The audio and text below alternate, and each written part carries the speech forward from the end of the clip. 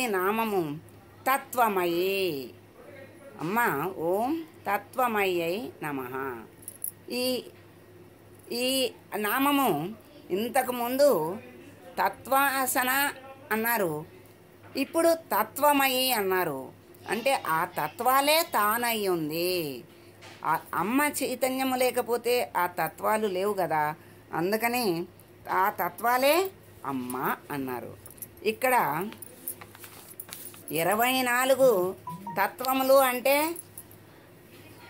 మూల ప్రకృతి, మహత్తు, అహంకారము, శబ్దము, స్పర్శము, రూపము, రసము, గంధము, ఆకాశము, వాయువు, తేజస్సు, నీరు, భూమి, చర్మము, కళ్ళు, చెవులు, ముక్కు, నాలుక, వాక్కు, పాదములు, చేతులు, పాయువు, ఉపస్థు, ప్రాణము, అపానము, సమానము, ఉదానము, వ్యానము, నాగము, కృకురము, కూర్మము, దేవదత్తము, ధనంజయము, మనస్సు, జీవుడు అంటే 24కి ఉపవాయువులు కూడా కలిపారు. ఇలా ఇవన్నీ కలిపి పైన జీవుడు, ఈశ్వరుడు, మహత్తు, అహంకారము, ఈశ్వరుడు కూడా కలిపి ఇవన్నీ 36గా చెప్పారు. 36 తత్వాలు ఆసనంగా కలిగినటువంటి తల్లి ఇది. తత్వమయి, ఆ తల్లే తత్వమయి అన్నారు కదా. తత్తు, త్వము, అయి అని 3 భాగాలుగా చేసి ఒక్కొక్కసారి ఒక్కొక్కళ్ళు చెప్తారు. తత్ అంటే పరమాత్మ తత్వం. అందువలన తత్ అనేది పద వాచ్యార్థ భగవతి, ఆమె బుద్ధిని ప్రేరేపిస్తుంది. త్వం అంటే నీవు అని అర్థము. తత్ అంటే పరమాత్మ, త్వం అంటే నీవు అనే అర్థం. ఆ తత్వమసి అను వాక్యంలో తత్తు, త్వము 2 నిర్గుణ బ్రహ్మని బోధిస్తున్నాయి. కనుక త్వం పదాన్ని కూడా తల్లినే బోధిస్తూ ఉన్నది. ఆ నిర్గుణ పరబ్రహ్మమే ఇక్కడ పరమాత్మ, అమ్మ. అయ్యి అంటే అందరికీ తల్లి అవటం వల్ల అమ్మా అని పిలవదగింది. అయి జగదంబ, కదంబ, వనప్రియ అని, అంబిక అని మనకి అనేక నామాల్లో మా అమ్మ మనకి తెలుస్తూ ఉంది. ఇలా తత్వమయి అయినటువంటి అమ్మని మనము తత్వాల లోపల అంటే పూసల లోపల ఉన్నది అన్నాము. ఇప్పుడు పూసలే అమ్మ. ఆ ఆధారము దారము లేకపోతే పూసలు ఎక్కడుంటాయో ఏంటో కూడా తెలియదు. అలాగే ఈ తత్వములు అమ్మగా చెప్తున్నారు. ఇప్పుడు బంగారము లేని ఉంగరము ఉండదు, ఉంగరానికి బంగారం ఉండాలి. నామరూపాలతో బంగారాన్ని మరిచి ఉంగరము అని మనం వాడుకలో వాడుకుంటున్నాము. కానీ దాని వెనుక ఉన్నది కొంచెం మనసు పెట్టి కొంచెం వెనక్కి ఆలోచిస్తే బంగారము అన్నాం. ఉంగరం అని వాడుకలో వాడినా అది పోయినప్పుడు బంగారం పోయింది అంటాం. అంటే అసలు విషయం అప్పుడు గోచరం అవుతుంది. అలాగే ఇక్కడ అమ్మ లేని చైతన్యము, చేతనం అనేది లేదు. చైతన్యము లేని చేతనము లేదు. ఈ శరీరము ఉంది అంటే ఆ 24 తత్వాలు ఉన్నాయి. ఆ 24 తత్వాలకి అధిదేవతలు ఉన్నారు. ఆ అధిదేవతల వల్లే ఈ చేతనం వచ్చింది శరీరానికి. ఆ అధిదేవతలకి చైతన్యం ఇచ్చింది అమ్మ. అలాగే అమ్మ మనకి కనపడకుండా ఉన్నటువంటి ఆ అమ్మని మనము గోచరము చేసుకోవాలి, అంతర్ముఖం అవ్వాలి. 24 తత్వాల్లో ఉన్నటువంటి మాలిన్యాన్ని తీసేస్తే అమ్మ కనపడుతుంది. ఇప్పుడు చిమ్నీలో ఉన్నటువంటి జ్యోతి, ఆ జ్యోతిలో నుంచి వచ్చినటువంటి పొగే దాన్ని కప్పేస్తుంది జ్యోతిని.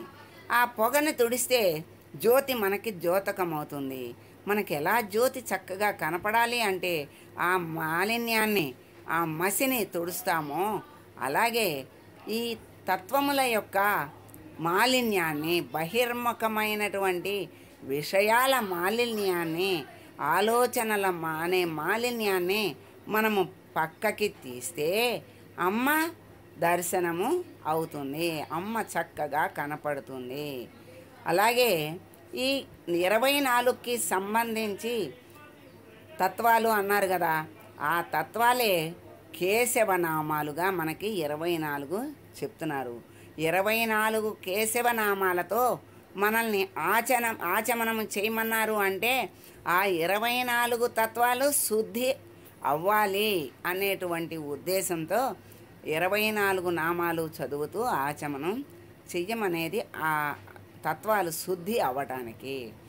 ఎప్పుడైతే ఆ 24 తత్వాలు శుద్ధి అయినాయో అప్పుడు అంటే ఆ శుద్ధి అయినటువంటి దీపము చిమ్నీలో నుంచి జ్యోతి మనకి ఎలా కనపడుతుందో అలాగే 24 తత్వాలతో మనం పాపాలు చేస్తున్నాం.